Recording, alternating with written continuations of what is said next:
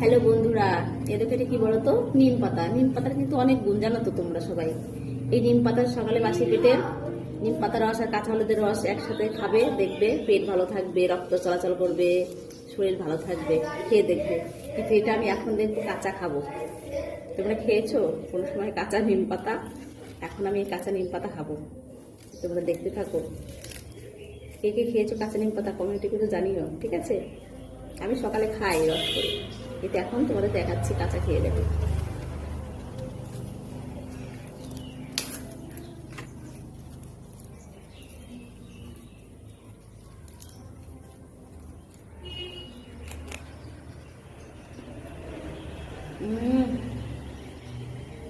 সেই টেস্ট, এটা খাবার চলে আসবে এরকম।